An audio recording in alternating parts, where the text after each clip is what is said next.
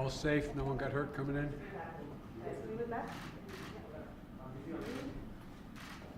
Well, Mr. Prime Minister, it's great to have you here. You've been a good friend, you've been a great ally, and it's my pleasure to welcome you to the White House. And have a chance to repay some of the hospitality that you extended to me and at the G20 summit and in Rome. And I guess we're the G7. We're going to be meeting a little bit later on Sunday. We had that meeting, and we're going to have a second COVID meeting as well. Yes. So we spent a lot of time together. You've been one of the closest allies we've had in responding to the seamless brutality of Putin. And I just think that your cooperation, and sometimes at a greater cost than to others, to take on Putin and what's going on in Ukraine has been really incredible. And Mr. Prime Minister, Italy and the United States have a long history of shared bonds, and so many Italian Americans who are so proud of the heritage here, as you've observed. Congratulations on your award. That's pretty good. Yeah. That's pretty cool. And so welcome. We got a lot to talk about, but the floor is yours. Thank you. Thank you. Let me say that it's a great pleasure to be with you here today. Thanks for this invitation. Thanks for this magnificent hospitality. Our two countries, the ties between our two countries always been very strong. And if anything, this war in Ukraine made them stronger. I agree. If Putin ever thought that he could divide us, he failed. There's no question about that. We stand together in condemning the invasion of Ukraine, sanctioning Russia, and on helping Ukraine, as President Zelensky is asking us to do. Well, but I have to tell you that in Italy and in Europe now, people want to put an end to these massacres, to this violence, this butchering that's happening. And people think about what can we do to bring peace. We certainly have to use any direct, indirect channel of communication. But is that enough? What can we do? People think that, at least they want to think about the possibility of bringing a ceasefire and starting again some credible negotiations. That's the situation right now. I think that we have to think deeply on how to address this. We will continue, you and I, to work on energy security, food security especially, which is now another issue there. We will talk later about that, what to do. And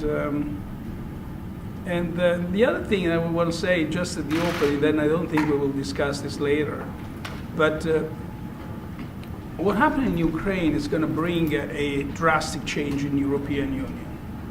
We've always been close, now we're going to be much closer. And but I know I can count on your support as a true friend of Europe and of Italy, of course. Thank you, Joe. Well, look, I just want to add one thing to that. I believe that a strong European Union is in the interest of the United States. Granted, it adds competition economically, but it's good. It's good. And I joked when the union was formally formed as saying this is like, we have a thing called the Commerce Clause. You go from one state to the other. I remember. You don't have to go through checkpoints. Well, it's sort of Europe's Commerce Clause. And it's good for everyone. And the thing that I most appreciate about you is that our effort from the very beginning to bring NATO and the EU in lockstep. Putin really believed he could split us.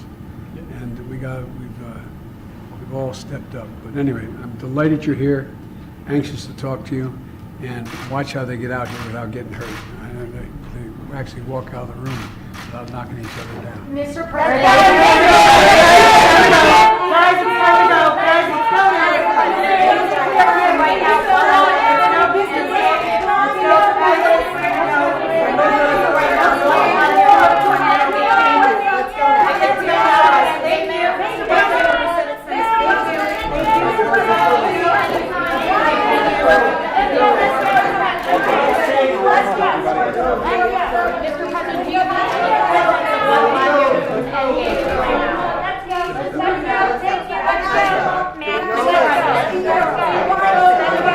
Thank you. any comment on what let's go. Let's go. Thank you so much. Please continue moving towards the exit. Let's go. Come on, guys, let's go. Please continue moving. Thank you. Thank you, sir.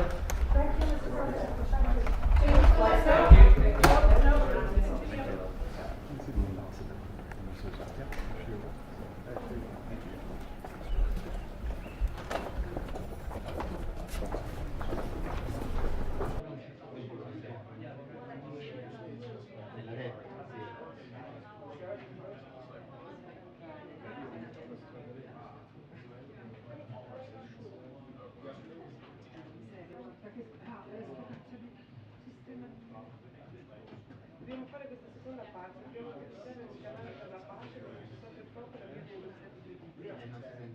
Questo era detto, me lo metto nella chat. Mi odio, mi odio con questa chat. Facciamo quello. Io hanno sentito i negoziati credibili.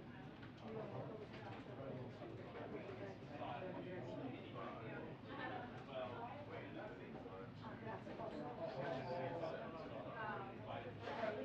di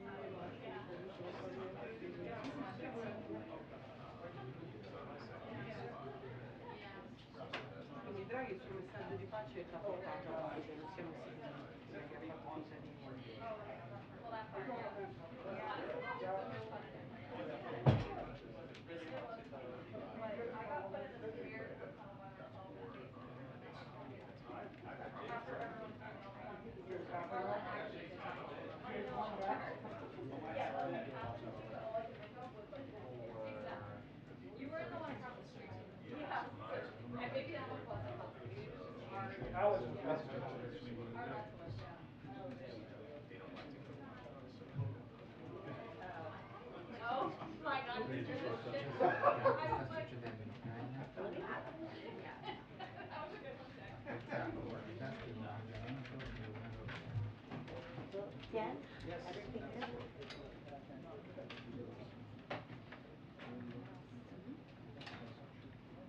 Noi questo titolo l'abbiamo già fatto da Bloomberg, se volete farlo. Eravamo vicini, ora siamo ancora più vicini.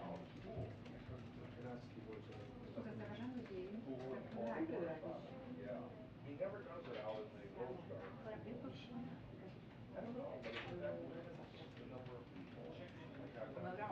So che possiamo contare su Ah, questa era la fine.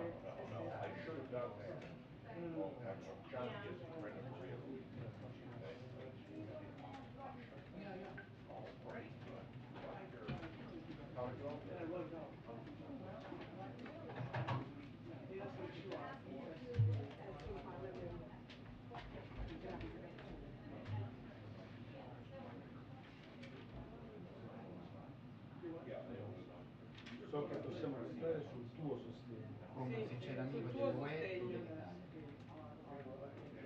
Sai, Iore può essere tu. No, ma parlava con lui.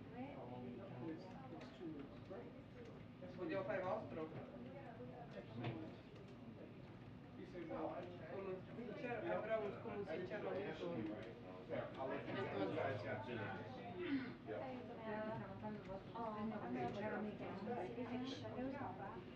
Secondo me sta all'Italia. No, finito. Era l'Europa? So che possiamo contare, però non parla al singolare, io poi dice That's why I have to break up. come sincero amico. L'Italia?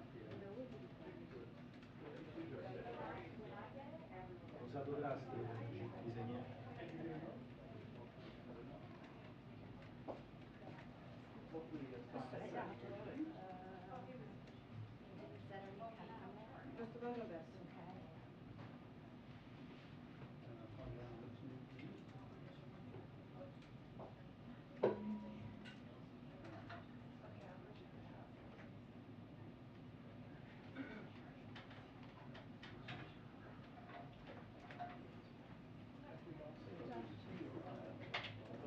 Il suo licenziario l'ho detto niente altro, però adesso bisogna dirlo. Siamo lì nelle sezioni. Basta. Yeah, somebody probably will come, but I don't know when they're. Prime time now, aren't you? Prime time. Yeah. La vostra squadra di wifi qua,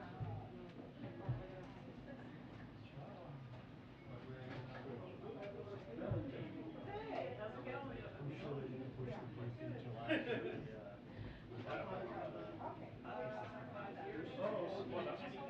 Sorry, Oh, don't worry about it, it's perfectly fine. And I still do some basketball suspect trial.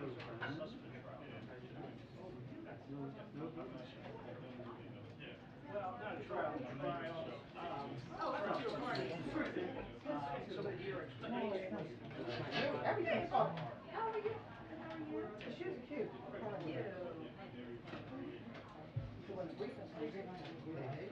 Sorry?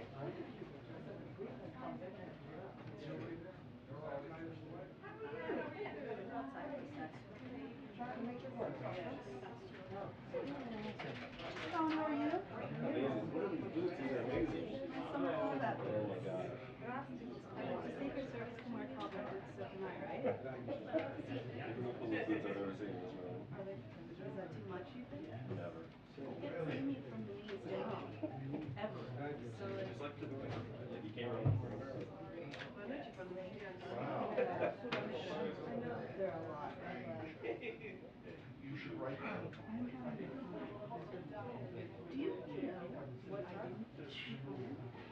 I got a letter from the kids in Manchester. Yes. I had to like put stuff on it that said gifted talented program decision. And I actually really had like I had palpitations.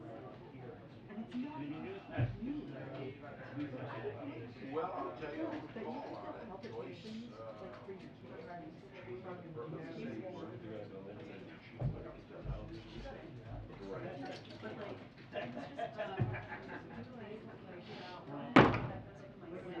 Yeah. Do you know what's talking about when you go and you got cats and like Yeah. I didn't realize it changed. It's You got your, rainbow, sparkles, whatever it's called. Like that one go. I'm gonna give it to you in a minute. Look. See? wear yours next time. Yeah. We'll get back to you. Yeah, and let me just. Dobbiamo pensare profondamente a come questo. Sì, non si capisce proprio, non si capiva come ho detto perché abbassami, certo alla fine ci potrebbe anche andare Yes. Joyce, capital J, small letters, O-I-C. Capital A, at newsmagazine. Schedule. Oh, this is just our time. Oh. It's like, am I gonna have to get to find somebody? You're right, it's like a story. Oh, well, here, continue. No, you're fine. Yeah, go ahead. This may find out to be replaced. That's it. So I have a The question. P in NPR now stands for private. So, yesterday, I swear my question, I asked about whether something jibed, whether it jives. You did. And I've been misquoted all over the place, and people are like, jive is the wrong word, you're the worst. And I actually know the right word, and I swear I said it. Okay, I will literally email right now. Nathan's doing it.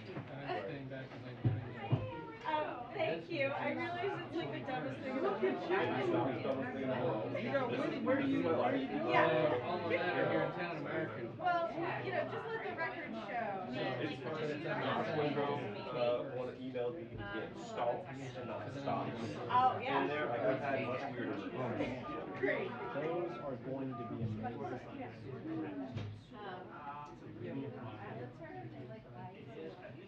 Oh my They make her go to work. I know, but Tyler's already having to like fill in for me this week because she doesn't have childcare because of COVID.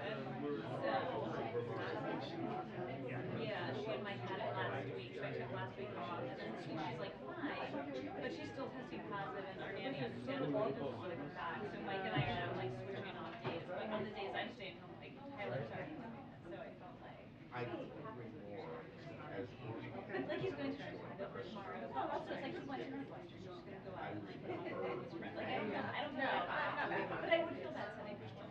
Well, that's different. It also is just so it's not like no one in my family got it. They got it. The way they got it was my mom went to Sophie's wedding, which was the Saturday before the correspondence dinner. And so like a bunch of people were at the wedding. Socan actually. Oh, and his own wedding. Like he tested positive like the next day. So then like a bunch of people. He probably gets it. Yes. Well, I didn't get it. I had it from Poland. The vendor got it from, and actually the people who started testing from the like started testing positive like day of 8. And so on Friday, like tested positive. I was like, okay, like I don't know what the deal is, but somehow I avoided this. And then Saturday, I was going to dinner. He wasn't supposed to maybe at the parties, and I was like walking through dinner security, and the call was like, and like the girls have been like all day, and so then Matt like woke up Sunday sick and still got it Monday. So yeah, I know. So they like probably were fine, you know. But they like they got it from him right when they Thursday. Yeah, exactly. Yeah. Zoe did get it from him, which was really impressive. No, and like so she said she went to her mom's on Monday, and she went to her mom's day early on Sunday, but like by the time he tested positive, it was actually already like, and what I did see is because her vaccines were a little more recent. Yeah, Matt's is on that. Yeah. And Mike is not, or his vaccines are older than Zoe's. Thank you. Yeah, but no, oh no, but she's Zoe, she's 11 now. But so she got his vaccine. Yeah, probably. Oh, good. I'm glad to see her photo.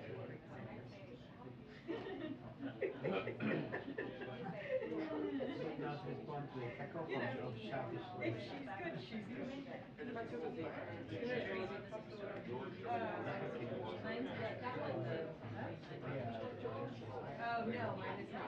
Mine is about. Che volte ritardo quando ci sono briefing e quando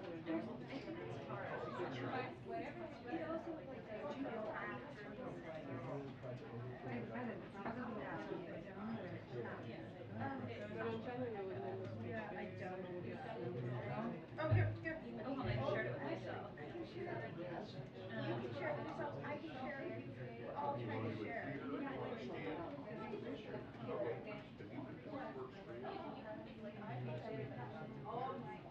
No. No. Although I'm now looking at this sharp glass.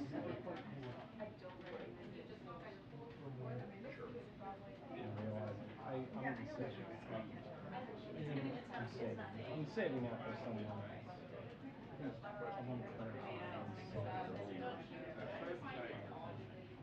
he's like, I think my policies help you when you're hurt. Joint press conference with the president. We listened to it and changed it on the website for you. No. The website constantly changes. You know, this is a small victory that I really, I'm so grateful. Issued a whole new print, whole new transcript. This one, yeah. Oh, you know, I don't know, they usually email like 1,000 people corrections. You put a note on the side that says it wasn't us.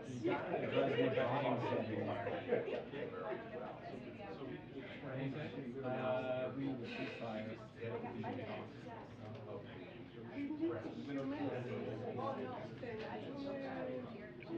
2-minute warning to briefing. 2-minute warning to briefing. Thank you.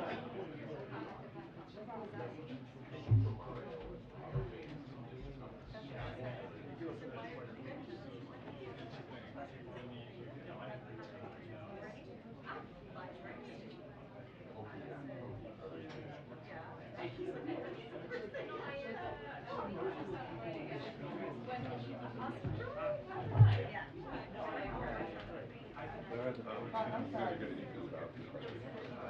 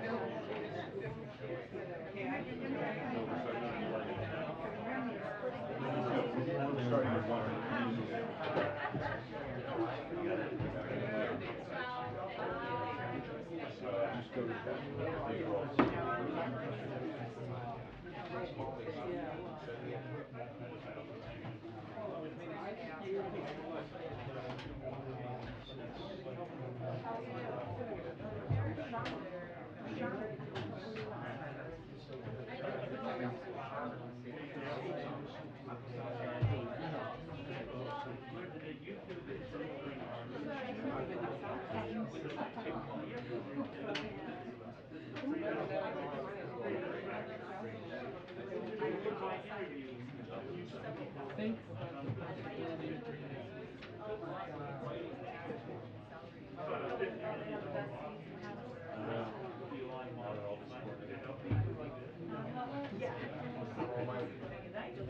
Thank you. That's Bruce Blissett. I have a reputation to I know. keep up now. You're doing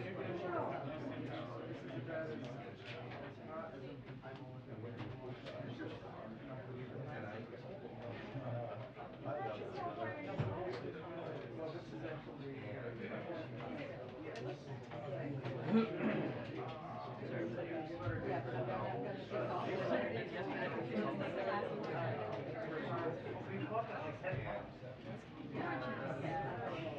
like a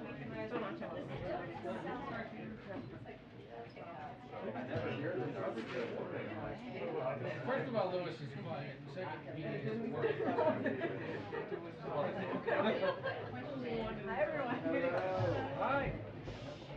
Okay, it's a little rowdy in here today. All right, tomorrow the President will visit a family farm in Kankakee, Illinois with the Secretary of Agriculture, Tom Vilsack, to discuss the impact of President Putin's invasion of Ukraine on the rise in food prices at home and abroad. He's going to talk about the support we need to continue to give to farmers to help continue to produce more and more domestically to help address the food shortages that we're seeing in some parts of the world.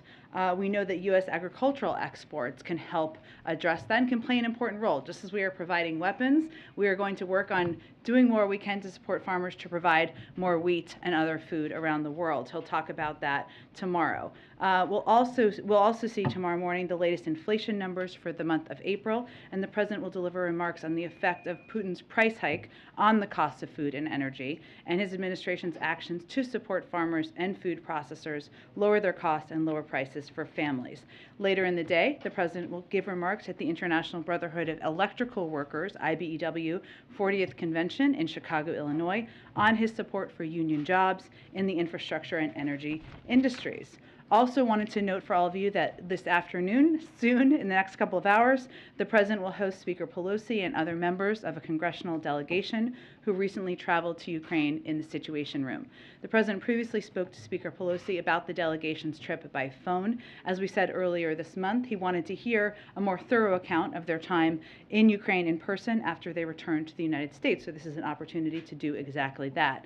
The President is eager to hear from them and to continue working together on their shared bipartisan goal of providing Ukraine with additional urgently needed security and economic assistance as soon as possible. And we've heard good news about that, hopefully moving forward soon. With that, go ahead, Josh. Thanks, Jen. Three things. First, I was hoping to clarify something President Biden said today on inflation. He said his policies helped rather than hurt on inflation. Does the President believe that his COVID relief package played any role in the increase in inflation last year? The President believes, as many economists, including within the government, that the main drivers of inflation were the pandemic, have been the pandemic, and our ongoing fight to address that, as well as President Putin's invasion into Ukraine and the impact on energy prices. What the President's done is taken steps to address both of those enormous challenges and tried to put forward solutions to them. We'll leave it to the Federal Reserve, outside economists, inside economists to make other projections on what's next. They've already made projections about when they expect inflation to come down. As he noted today, he is the president. We do control all forms of branches of government. That's why he laid out very clearly what he'll continue to do as president to bring down prices. So then, just to make sure, like, what he's saying is the pandemic is distinct from the spending in response to the pandemic, and he does not believe the size of the spending mattered with regard to inflation. Again, no. We have spoken to this in the past, Josh. As you know, the president made a decision that in order to address what was a economic crisis that came in conjunction with the pandemic, that we needed to put forward the American Rescue Plan. And without it, the economy would have gotten worse. People would not have been able to put food on the table. We would not have 100% of schools open today.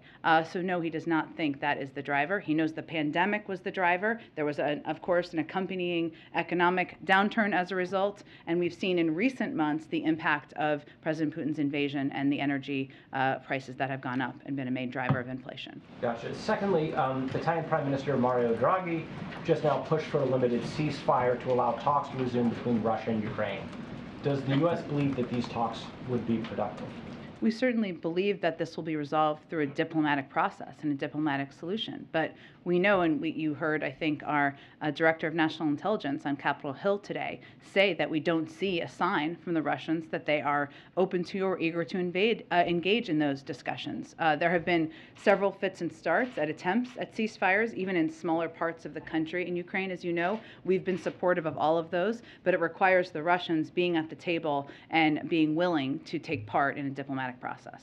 And then lastly, Mexico's president said he might not go to Los Angeles for the Summit of Americas if the U.S. doesn't invite Cuba, Nicaragua, and Venezuela. What does President Biden plan to do? Well, the invitations have not yet been issued. The summit is not until the early June 6th through the 10th, I should say. We know that the summit is a valuable opportunity to focus on some of the most important shared issues, like the ongoing fight for freedom and democracy for every country, our shared climate goals and stronger, more collaborative COVID-19 response, and addressing the root causes of migration, like going after organized crime and economic instability. But no invitations have been issued at this point. Go ahead. On gas prices, despite the steps that the president has taken, despite tapping the strategic oil reserve, prices have hit a new high at $4.37 a gallon. How long should Americans be prepared to pay this much at the pump? Well, I would say you heard the president say today and reiterate today that he is relentlessly focused on easing Putin's price hike at the pump.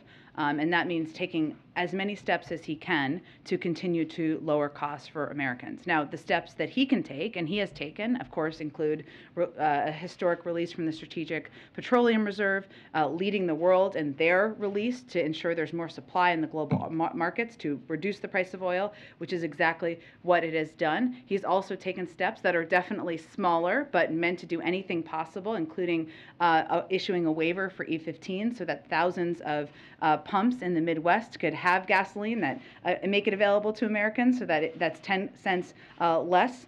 But he also is noted, and we would note, and he noted this morning, that oil companies should also do their part in ensuring they are not price gouging customers at the pump. As oil prices come down, so should gas prices at the pump, and that's also something that we are going to continue to watch closely and continue to call on steps to be taken. But given that the steps taken so far haven't been able to bring down prices, can Americans be confident that some of the steps that you're outlining now will be able to have an effect, or are prices just going to stay this way? Is Putin's price hike going to stay until Putin's war is over? Well, we certainly won't accept that. But what I think is important to note is the oil market is global, and what the president can do and will continue to do is ensure he's doing everything in his power to ensure that supply in the market meets the demand out there in the market. But the point is, when there is enough oil out there in the market, oil prices come down, as we've seen them come down, and gas prices should also come down. And that is something that Americans should be watching closely and be clear about where we're seeing price hikes come from. Just a question on messaging. Who came up with this phrase ultra MAGA? Why the need to kick it up a notch? Well, MAGA wasn't enough. I mean, why now use this phrase? I will tell you is the president's phrase, and the president made those comments himself just last week, as you know, And I think what has struck him is how extreme some of the policies and proposals are that a certain wing of the Republican Party that is taking up too much of the Republican Party are for and are advocating for. And you've heard the president talk about this. But it's not just obviously putting at risk a woman's right to make choices about her own health care. It is also, as you heard him talk about this morning, Rick Scott's extreme plan that will raise taxes on 75 million Americans making less than $100,000 a year. It is Rick Scott's plan to get rid of, eliminate, that's what sunset means, get rid of, Medicare and Social Security, something people over 70 in this country rely on. And it's also the obsession with culture wars and wars against Mickey Mouse and banning books. President thinks that's extreme. That is not what the American people care about or what they want. And so to him, adding a little ultra to it, give it a little extra pop. Go ahead. So then who is an ultra-MAGA Republican?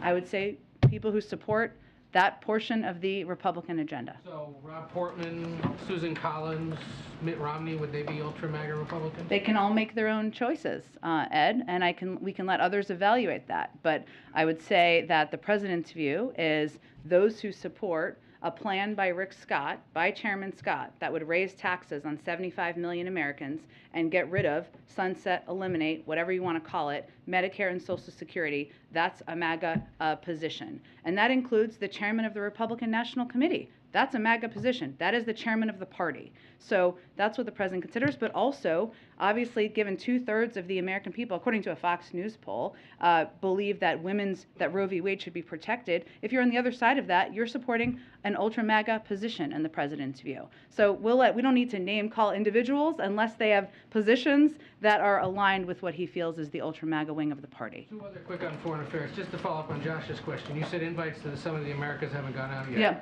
Can you confirm, though, that someone from Venezuela, someone from Nicaragua, someone from Cuba will actually be invited to the summit? I can't, because a final decision has not been made yet. You don't rule out that those three countries might be exempted. We haven't made a decision about who will be invited, and no invitations have been issued yet. And then last night at a fundraiser in suburban Washington, the president said this about Vladimir Putin, quote, "He is a very, very, very calculating man, and the problem I worry about now is that he doesn't have a way out right now, and I'm trying to figure out what we do about that." Can you describe how that process is going?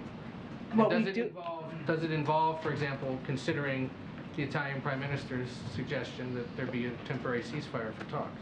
Well, I think to be clear, we've long supported ceasefires. It requires both the parties, including the party that has invaded the other country, to be a part of that, and they haven't shown a willingness to sit at the negotiating table. So I think there have been efforts, as you know, humanitarian ceasefires and others in a limited fashion in the past couple of months, which the Russians have failed to implement. What the president meant by this, and I talked to him about exactly that this morning, or what he was referring to, is the fact that, as we all know, and we all have seen, and you all have reported, this war has not gone as President Putin has planned.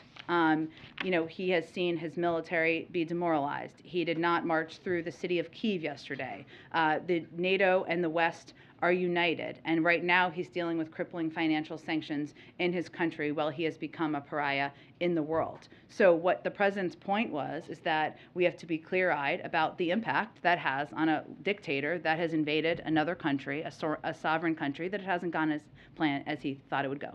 If he's so concerned, why not try to directly engage Putin himself?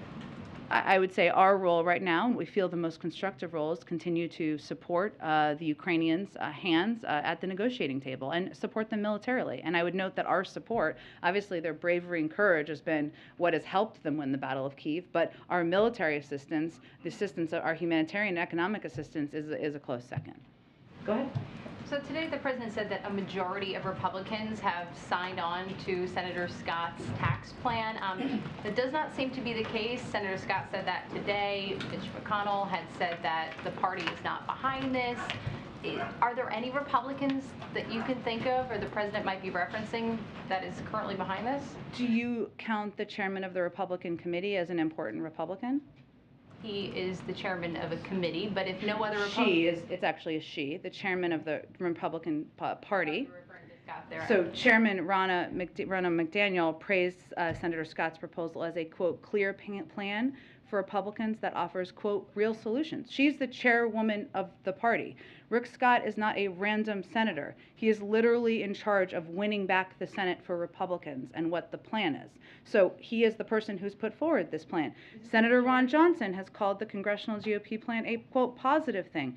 Senator Mike Braun has said he was, quote, glad Rick did it. Senator Tommy Tuberville said he was, quote, on board with the congressional GOP plan. Congressman Matt Gaetz said he was, quote, proud of Senator Rick Scott for providing this bold agenda. So not only that, which seems to be quite a range of Republicans, but there isn't an alternative plan they've put forward. So it's either this put together by the person who is leading the effort to win back the Senate, or nothing. And the president this morning talked about what his plan is. If they have an alternative plan, we would welcome them putting it forward. And they did say one was coming in this summer.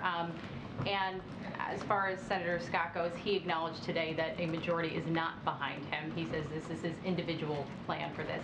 I do want to ask as well, I mean, the Department of Justice was very swift in responding to school board members who felt like they were being harassed and intimidated a couple months back. Does the president feel that the demonstrations outside of, say, Justice Alito's home, are those attempts to interfere or intimidate?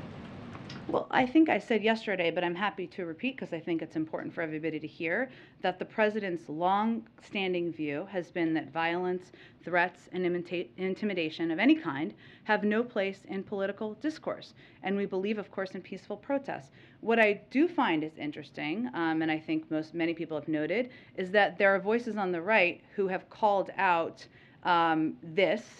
protests that are happening while remaining silent for years on protests that have happened outside of the homes of school board members, the Michigan Secretary of State, or including threats made to women seeking reproductive health care, or even an insurrection against our Capitol. So I know that there's an outrage right now, I guess, about protests that have been peaceful to date, and we certainly continue to encourage that outside of judges' homes, and that's the president's position. But the silence is pretty deafening about all of the other intimidation that we've seen to a number of people. This is a pending court case, though. That's where the federal law comes into place. This is a pending court case. Well, but I think that intimidation and protests and intimidation outside of the homes of school board members, the Michigan Secretary of State, intimidation and threats against people seeking legal reproductive health care and against our Capitol and American democracy also warrant some outrage, and we haven't really seen that. Go ahead. Jen, you mentioned this a bit yesterday, but the situation has changed since then. We've now heard a bipartisan Senate proposal, resolution from Senators Blumenthal and Graham, who are urging the Biden, or would be urging the Biden administration to designate Russia as a state sponsor of terrorism under Vladimir Putin. Is there any new information from your view on that? Is that something the president supports, and if not, why not? Well, we expect certainly, and Speaker Pelosi said this yesterday, that this is a topic she will raise, or we'll leave it to her if she wants to raise it when she meets with the president today. Well, I would note, as the president has said in the past, this is a legal process that the State Department goes through and reviews. And what they look at, it's defined by statute by Congress, actually. They take a look at the law and undergo a review of whether somebody has violated or a country has violated international terrorism laws. And that is what they look closely at. I would note, and when Speaker Pelosi spoke to this yesterday and others, they expressed a desire and an interest in making sure we were doing everything we could, maximum efforts to hold Russia accountable. And they looked at, understandably, what has been done to other countries that have been labeled state sponsors of terrorism. Only 4, of course, have been designated that way. And we have been doing already what has happened to those other countries. So extensive financial sanctions, export controls, also working diplomatically to limit investment by other countries in the pariah states, the other 4, and certainly Russia. So we've already been taking those steps. There'll be an ongoing review at the State Department. That process should see itself through, and that's where the president thinks it should be. On the Ukraine aid package that the president's proposing, Congress is now, working on such a package. We heard from Mitch McConnell on the Hill a short time ago saying the Republicans don't want, in his words, extraneous items to be included. Does the White House believe that the Afghanistan Advancement Act should be included in there? Ukraine refugee aid, oligarch sanctions. I'll start with Afghanistan Act. Well, I think as you're touching on here, but just to get others up to speed on where it stands, the House proposal that they're expected to introduce is about $40 billion, which is larger than the package that we had proposed, about $7 billion over our initial request. So while it has $3.4 billion more for security and humanitarian assistance, it's not expected to include some items, including, as you touched on, providing a pathway to permanent status for Afghan refugees, something we certainly support, right? So do you believe that that should be included in this package? There'll be a negotiation and a discussion in Congress. I'm not going to prejudge that. We've supported that being included, but obviously there's an urgency to getting this funding done, given we have 9 more days until we run out of money. Okay, I guess the question is, if this is to delay your ability to accomplish this within 9 days as the president, would he be okay with that being not included in the final If package? what were to delay? If this were to delay the 9 days, you said until money runs out, if you were not to include the Afghan aid, for example, the president would be okay with that being out as well? Well, again, this hasn't even been formally introduced by the House. We have supported that, but the president has been very clear that it's not being discussed upstairs. It's being discussed with Speaker Pelosi when she comes, sure. But the president has been clear we need to get this funding and security assistance funding so that we can continue to provide assistance to the Ukrainians. Let me ask one last question, because I asked the president earlier and he said it was being weighed. This was as it related to dropping the China tariffs right now to help the domestic economy here. Is the president sensitive that doing that would be a political liability if it may help Americans in the near term in terms of their pocketbook, their costs?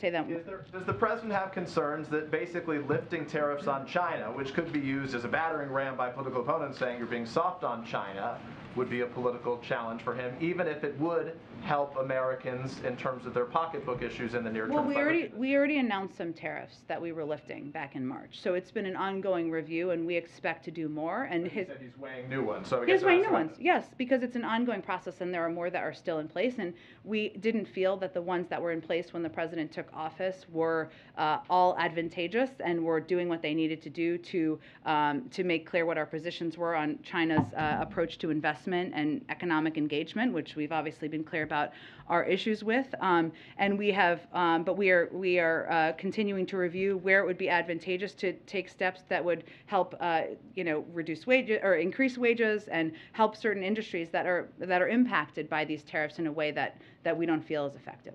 So there will be more, and he's continuing to weigh them, but Ambassador Tai is leading that effort. Is Jill Biden going to be in the Situation Room for that meeting, given her experience?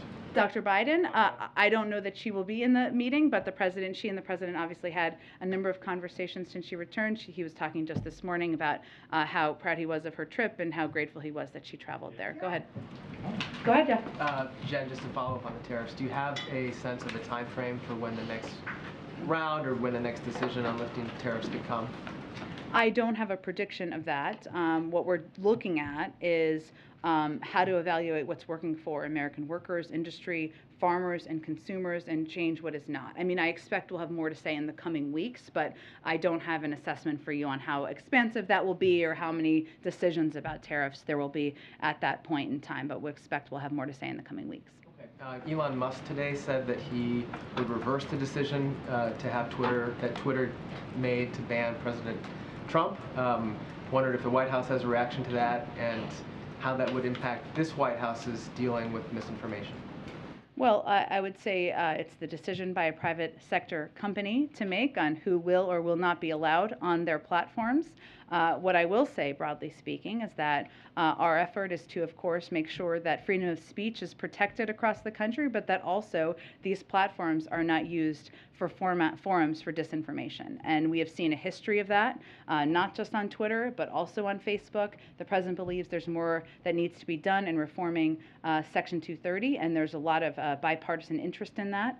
So this may be a reminder of the urgency of doing that. Lastly, the United States is about to hit a grim milestone of 1 million COVID-related deaths. How does the president plan to commemorate this? And looking back at the last 2 years, why has that number gotten so high in this country? Well, we've been battling a historic pandemic, Jeff, I think, and While we have more than 75% of the country vaccinated, which is a significant number, we still know that far too many people have not been vaccinated, have not taken the maximum protections, even if they're vaccinated, not yet boosted, to massively reduce their likelihood of hospitalization and death.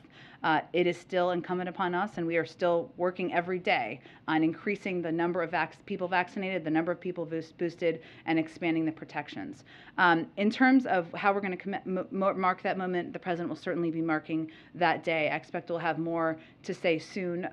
We look at the CDC data and the Johns Hopkins data. I know different news organizations evaluate it differently, but in terms of when we will mark it, it will be aligned with when that data hits the number. Go ahead.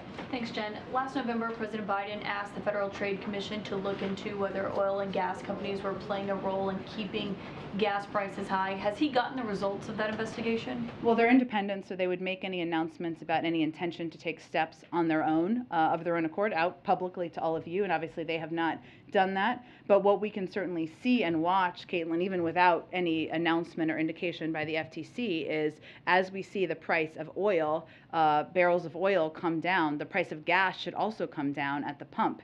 We haven't always seen that trend take place, and that is something we are also closely watching, and certainly the FTC would be watching as well. Is the White House's understanding that they're actually investigating that? Again, you'd have to speak to them. They're independent. The president sent a letter. He's spoken about this a number of times publicly, but they would speak to any intention of investigating given they're independent. And what's the White House's expectation for the inflation report that is expected to come out this week? I don't have a prediction. I know I sometimes do, but I don't have a prediction on it at this moment from here. Obviously, once it comes out, I expect we'll have more to say, and our focus continues to be on taking steps to lower costs. And obviously, the president addressed this morning and outlined this morning what his plan is to do exactly that. Go ahead. Question on Ukraine. Yeah. The president's comment last night that he's worried Putin does not have a way out of this that he can see. What does he believe Putin's goal is right now?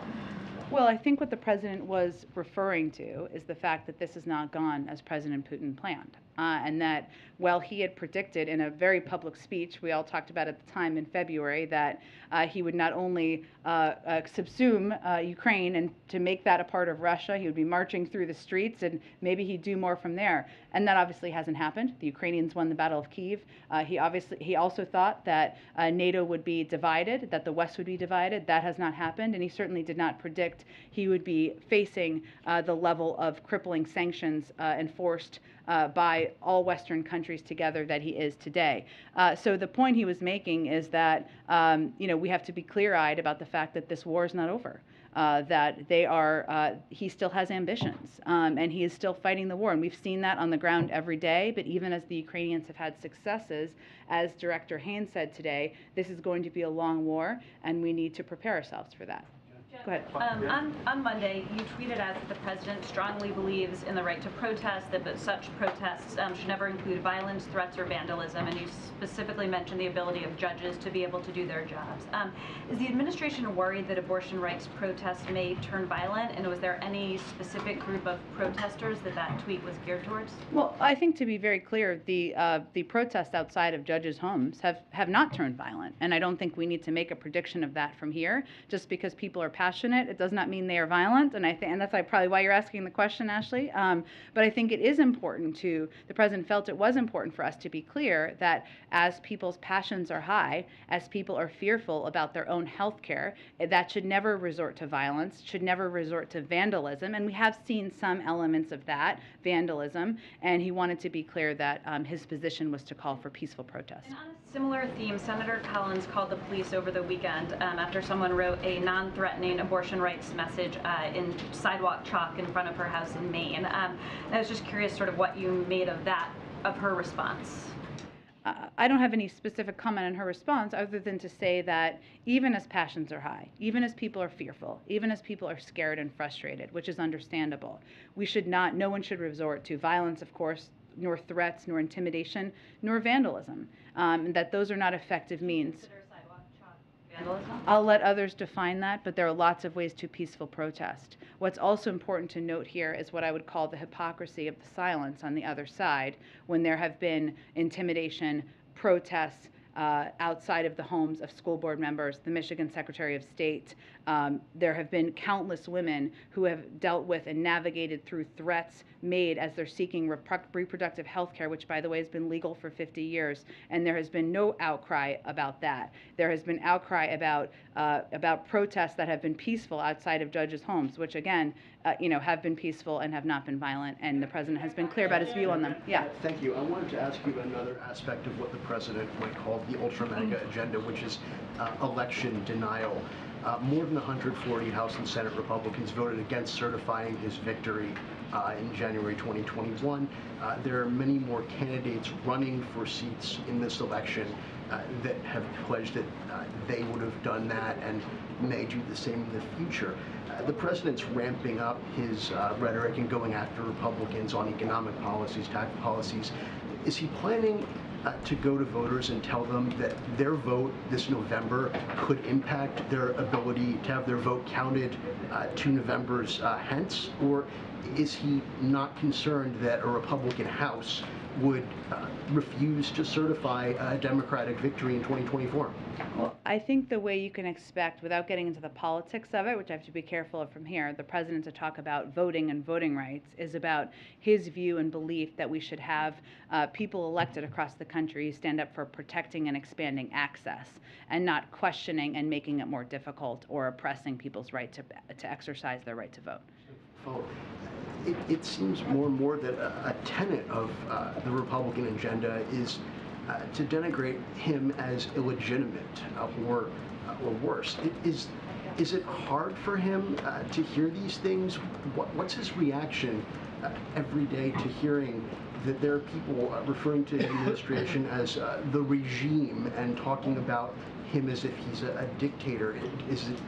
Is he bothered by that, or does he just see it as politics as usual these days? I haven't heard that one as much, but I would say that you heard the president, Ed asked him earlier today about Senator Scott's comments about him. And, the president's response was he has a problem. And his view of a lot of these comments is that people are freaking out in some capacity, because if you look at Senator Scott, his plan that is going to raise taxes on 75 million Americans, even some people in his own party, not enough, but some people in his own party are backing away from. So, I don't think he spends a lot of time worried about people's angry tweets or angry verbal, missives. He spends time on laying out the contrast of what he's going to present with what their plans are. Go ahead. Thanks, Jen. Briefly to follow up on the questions about gas prices. Yeah. Can you give us a little more specifics about any new policies the administration might be considering to address high gas prices? And how seriously is the administration considering calling for a suspension of the federal gas tax? Well, I would say in the federal gas tax, that is an option on the table. It would lower gas, I think you can check me on this, I think you know the answer, about 18 cents, I believe. And certainly that's something that remains on the table. There are a lot of ideas in Congress about steps that can be taken to lower gas prices, even temporarily, or provide some relief to Americans. So we're in a constant discussion about that. He does continue to view the challenge as one being about ensuring there's supply in the marketplace. And obviously he's taken the steps he took with the historic release from the Strategic Petroleum Reserve.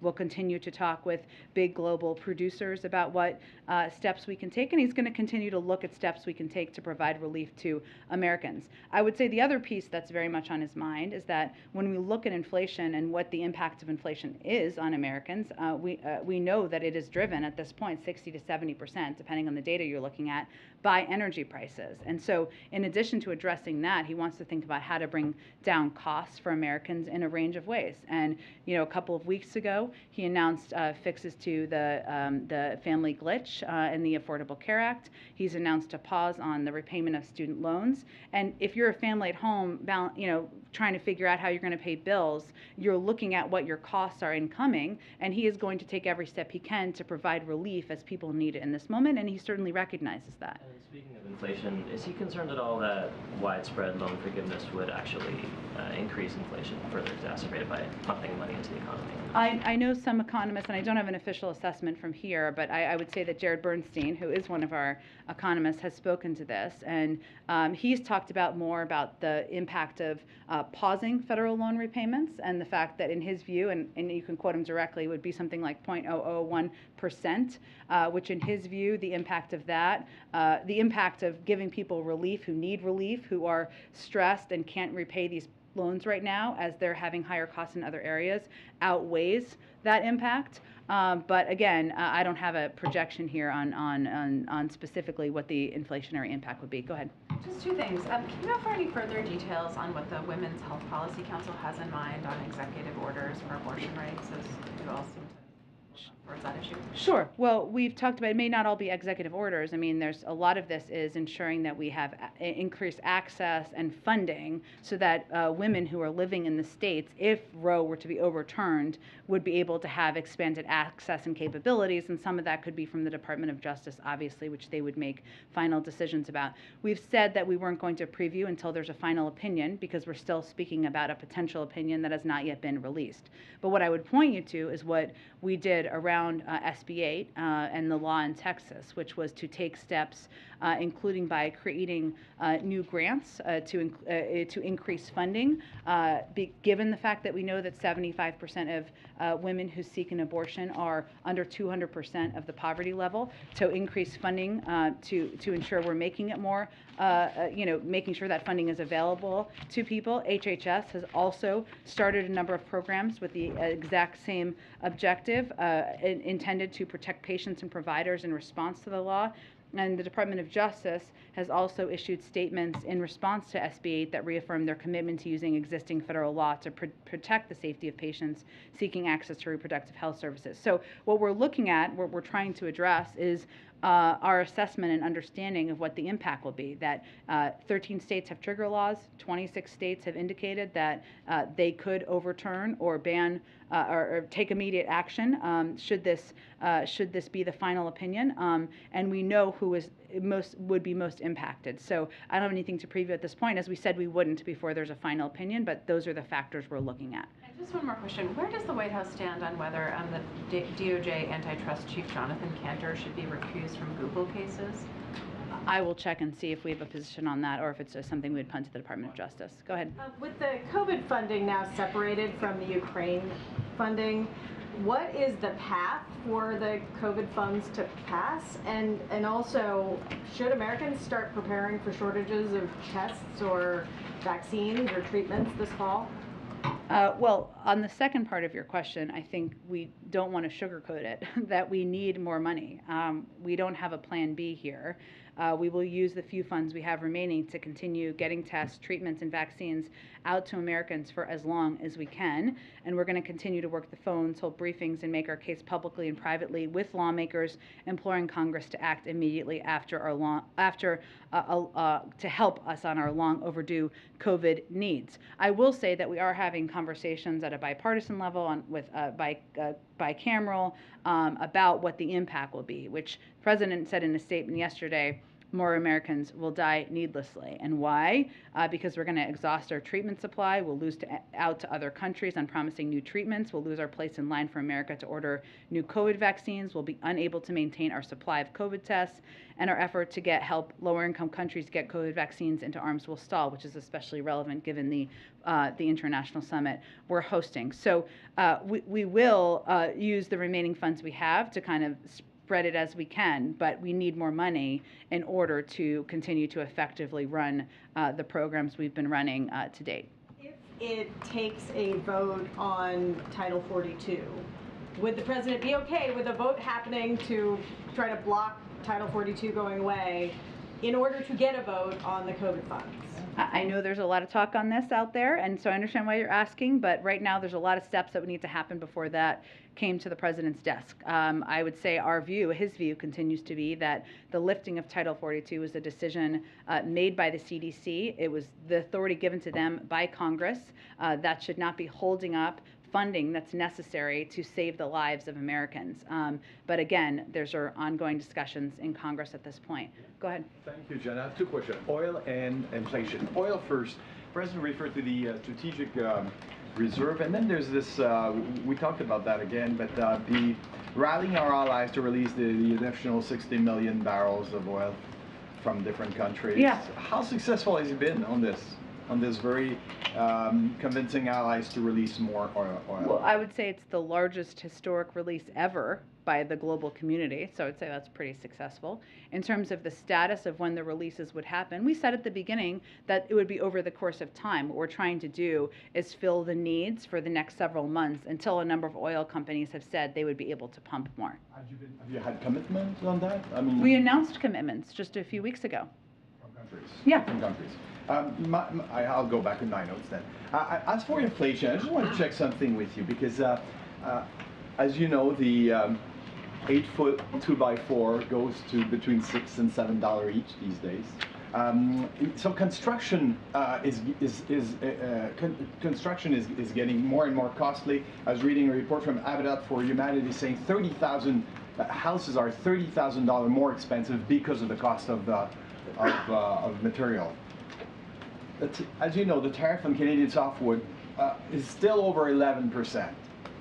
Is that a way to get rid of part of the inflation by getting rid of these tariffs, which actually Canadian softwood, secure, strong, easily accessible? You love some good Canadian lumber. I don't have anything to predict in terms of tariffs on Canadian lumber.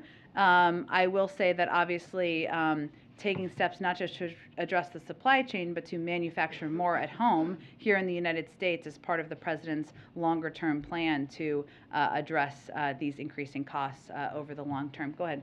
Thank you so much. Would you have a comment on the presidential election in the Philippines? Sure.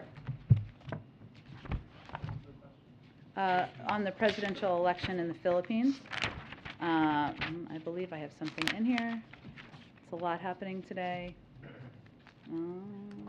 If not, we will get you something right after the briefing because I believe we may have something on that. So why don't we venture to do that? I had one on Afghanistan as well. Sure. There were like dozens of women today in Kabul protesting the latest restriction, which is that they now must fully cover their faces and bodies in public, and this is just the latest in a series of restrictions. Is the administration surprised that this is all happening, and what is the administration doing to assist women and girls in Afghanistan? Well, let me give you a comment on the Philippines first because I found it, and then I'll get to your Afghanistan question. So this is not very exciting. I'll just preface for you, but we are monitoring election results. We look forward to renewing our partnership and to working with the next administration on key priorities, including strengthening our alliance, advancing a free, open Indo-Pacific, and promoting human rights. We understand that vote tabulation is well underway, and that candidate Ferdinand Marcos Jr. stands in the lead, but we're going to wait for the official call and before we have a more formal comment. In terms of Afghan women in the street, I would say, even as the president made the choice to pull our troops out of Afghanistan after a 20-year failed war that cost thousands of American lives and spent billions of dollars of American taxpayer dollars, we still have committed to be supporters, humanitarian supporters, through a range of NGOs and other organizations of the amazing courage of Afghan women and girls. And does it surprise us that they're protesting in the streets? No. These are women who have been courageously standing up against oppression, against the Taliban for decades. We will continue to be supporters through any means possible of their efforts and their bravery and courage they're showing today. Go ahead. Thanks, Jen. Nancy asked you a little bit about the substance of some potential abortion deals, but I want to ask you about something Majority Leader Schumer said just a little while ago to reporters on the Hill. He said that President Biden is meeting with what he said was a group of people today to discuss possible executive action on abortion. Is there such a meeting on the president's schedule today?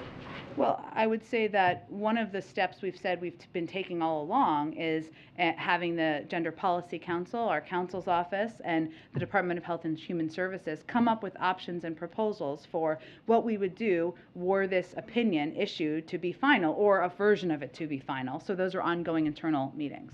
So That's who he's meeting with today? I'm not aware of a meeting today, but these are ongoing meetings, including with the president, that have been happening for the last several days. And on the potential abortion EOs, is that something, in terms of the timetable, is it safe to assume that that's something that you wouldn't do until after you get the Supreme Court ruling, or maybe sooner given the things that have already happened? I think we've been clear from the beginning that we are not going to announce specific steps until we have a final opinion.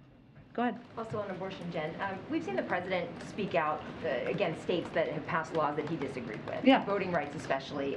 But last year he supported calls for Major League Baseball to move the All-Star game out of Georgia because of their voting laws. Would the president support private businesses pulling out of states that are passing or will pass restrictive abortion laws? I haven't had that discussion with the president, so I don't have anything to comment on at this point. Abortion follow-up? Yeah, go ahead. Yeah. So thanks, Jen. So the president said today that inflation is his top domestic priority. Has that replaced climate change then for this administration as the top priority? Well, I would say first that inflation and the rising costs for people across the country has long been the top issue for in every poll we've seen, and certainly has been the #1 issue for the president for some time. When he came into office, he said that his agenda was going to focus on 4 major priorities.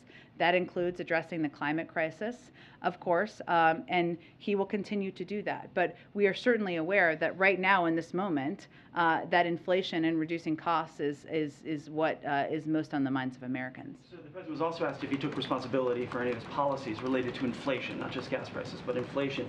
When he took office, inflation was 2.5% year over year. It's now 8.5%. The invasion didn't happen until about 1 year into his term. So why doesn't the president take any responsibility? I think the president said today that he's president and that we control all 3, obviously Congress, the House and Senate as well.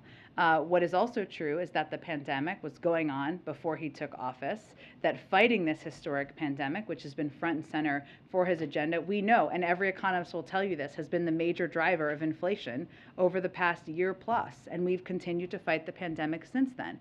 We've also heard Chairman Powell, Secretary Yellen, and others convey, and we've seen this in nearly every element of data we've seen on inflation since President Putin invaded Ukraine, that energy prices account for the majority of inflationary increases over the past several weeks since the war began. So you don't have to take my word for it. That's what economists and data have told us. What our focus is on, and you heard the president say this today, is not whether inflation is or isn't an issue. We all agree it's an issue.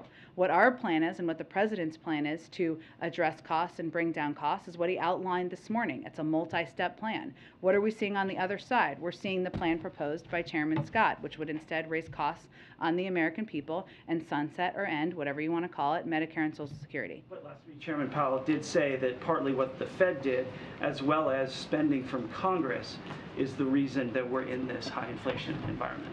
He also talked about energy price, the invasion and the impact on energy prices, did he not?